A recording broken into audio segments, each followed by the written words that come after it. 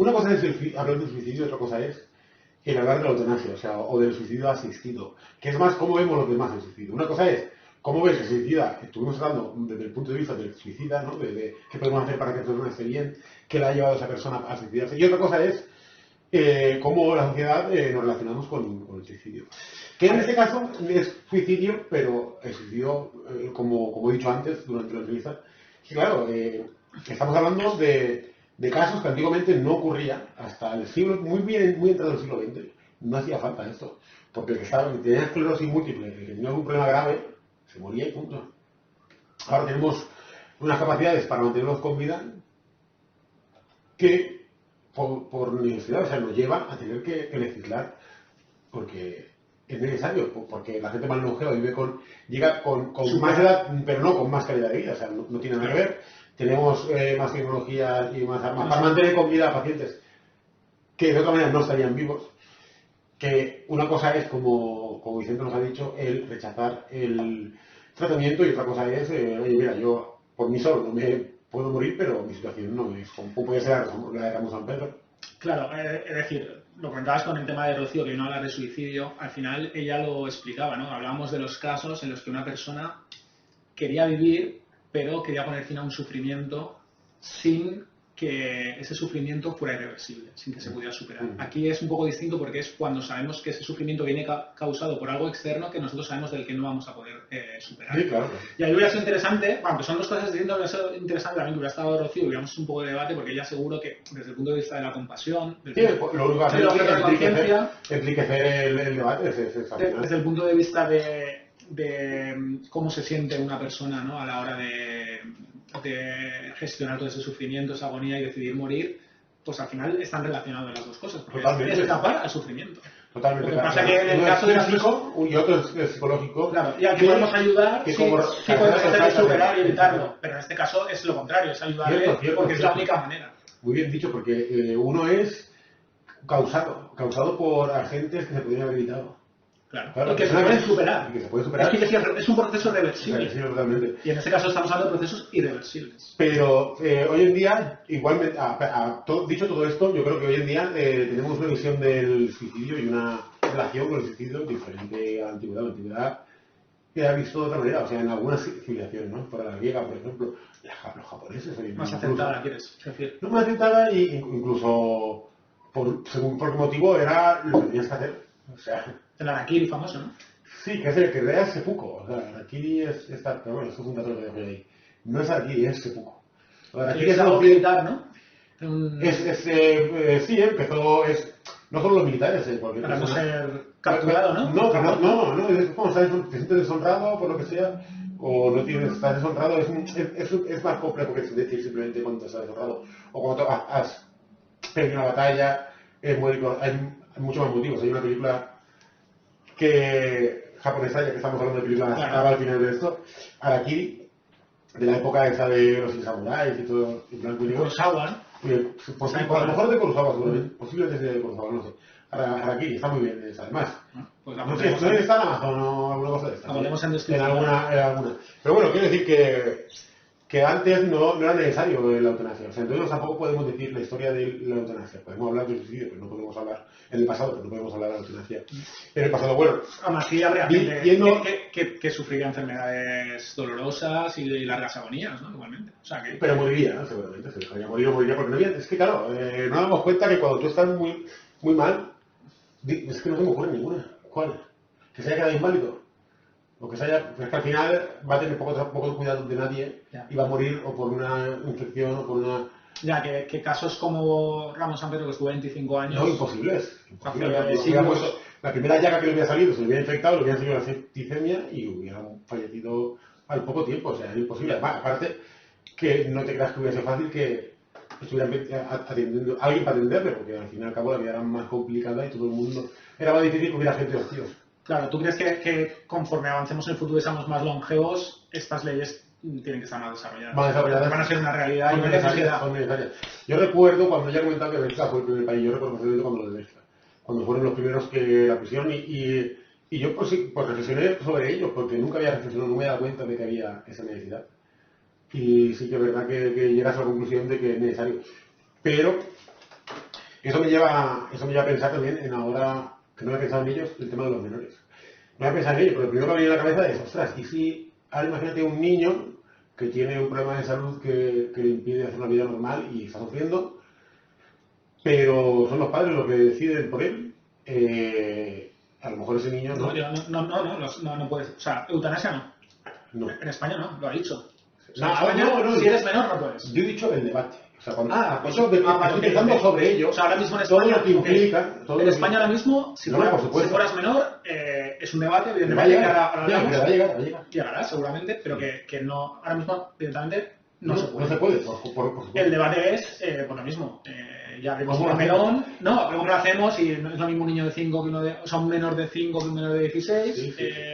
Los padres tienen que decidir hasta qué punto un padre puede decir sobre la vida. Pues bueno, estamos hablando. Los que estén muy en contra dirán. Pero si estamos hablando del aborto, que es una persona que llevas dentro, que a lo mejor es un feto y hay lío. Imagínate una persona que tiene un niño de 8 años, como el padre va a decir, bueno, es que... Claro, no, pero es que el debate va a ser intenso. Ahí está, yo ahora diría, todos los que... A mí una cosa que me tranquiliza mucho es cómo ha explicado ella el proceso de cómo se ha llegado a esa ley. El proceso de cómo llega a esa ley no es, oye, vamos a poner los tres, vamos a ponerla, venga, ¿para quién? Para todo lo que la pida. No. O sea, como ya he dicho, se reúnen desde todo, desde un grupo multidisciplinar. Sí. A ver, jurídicos, médicos, filósofos, médicos, o sea, desde todo psicólogos, trabajadores sociales. Más falta que me haya dicho que era un teólogo, o sea, ha faltado, si hubieran querido participar, porque seguramente... Sí, pero un teólogo quizás no sería necesario hasta el punto de que eso no es una obligación, es decir... no, pero ya que te pones, vamos a poner a todo el mundo, ¿no? Todos los puntos de vista, vamos a poner... Sí, ¿me parece bien? Bueno, es que hay muchos, pero me parece bien que hay muchos puntos de vista. O sea, que eso te da una tranquilidad a la hora de entender que la ley funciona así. Además, ella ha dicho, los legisladores, o sea, los legisladores no quieren legislar, perdón, un legislador no puede ser de todo. O sea, un legislador, al fin y al cabo, es una persona, hoy en día, es una persona elegida. Necesitas especialistas, claro. Necesitas especialistas, o sea, es que es lo que que la asesoren. No como muchas veces parece que legislan como les parece, como ellos quieren, claro, sin expertos. Sí, lo que pasa es que este tema es un tema que no se puede legislar. A veces la crítica está ahí, que se legisla un poco a la ligera con determinados temas. Sí, pero ese no. Pero desde luego, pareció. Ella ha repetido mucho, y también cuando yo hablé con ella para que viniera, repetía mucho la palabra garantías, ley garantista, como claro. No solo en su concepción, sino a la hora de aplicar la eutanasia. Sí, pero todos los filtros y todos los procesos. Porque ellos, como son parte del tema, tienen que utilizar un lenguaje más, ¿tú me entiendes? Sí, no, pero más técnico, tienen que utilizar palabras. No, la eutanasia es suicidio asistido. Y ya está. O sea, sí, no sé por qué no lo usa palabras. De hecho, la ley, la palabra suicidio no la menciona. Claro, pero es suicidio asistido. O sea, tú y yo sí que podemos decirlo claramente, es suicidio asistido.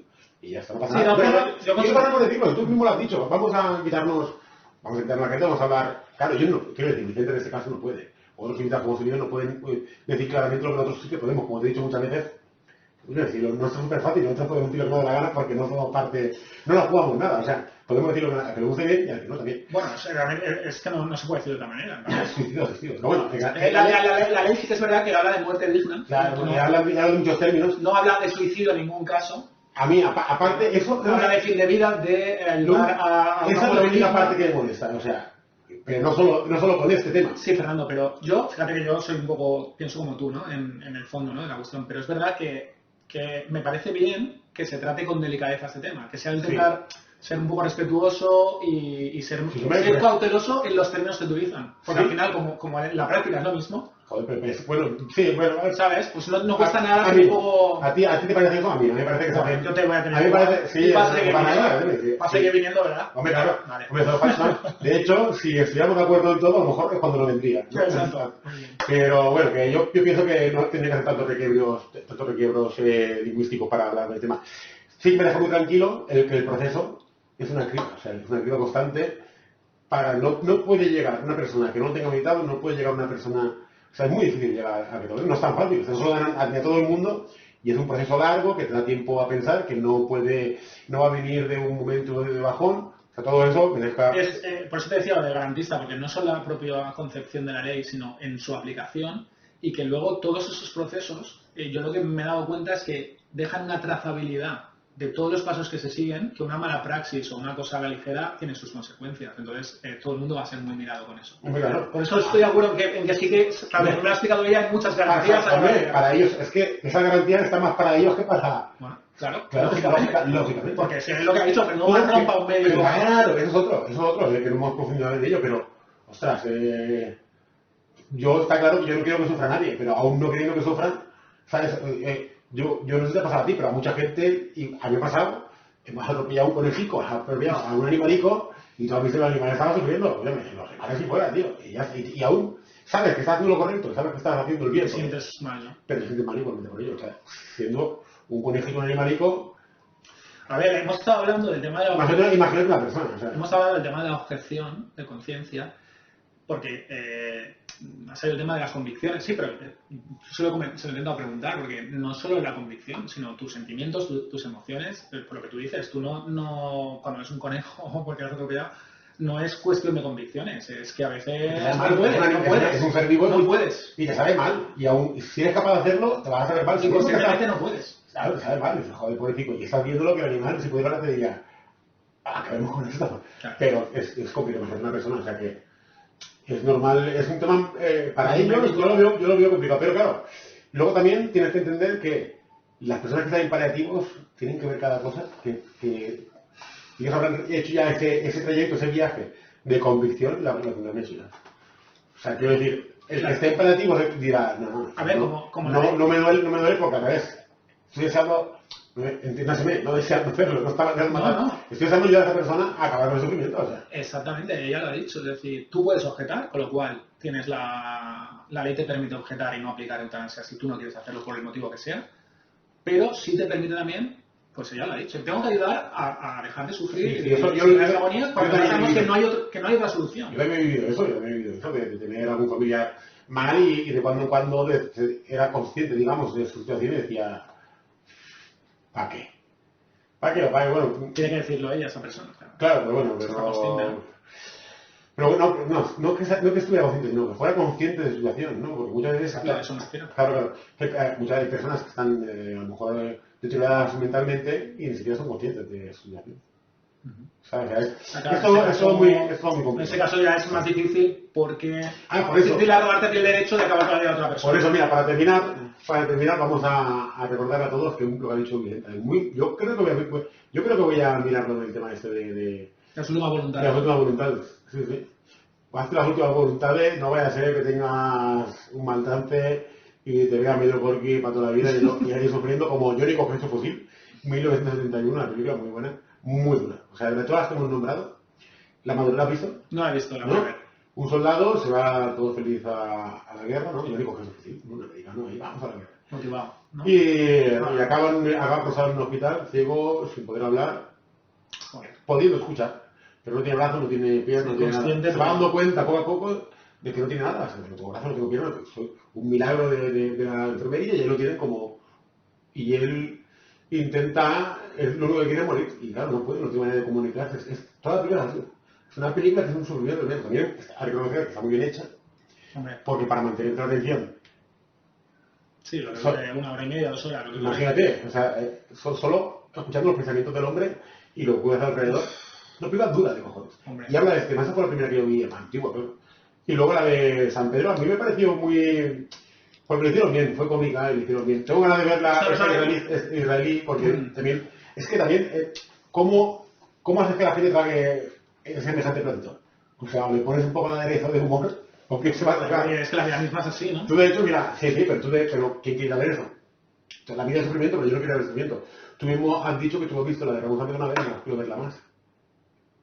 Yo tampoco quise verla más, porque sufre muchísimo, o sea, es un padecimiento. Es verdad que, más rato. Es verdad que la rodaron de tal manera que al final te implicaba claro, en la causa, empatizabas y al final de la película tú estás diciendo, por favor, que alguien le ayude. Sí, es su voluntad, es lo que quiere. Sí, lo entiendes perfectamente. Además, te llega a sorprender, en aquel momento me llegó a sorprender el cómo no existía una ley que hiciera todo eso.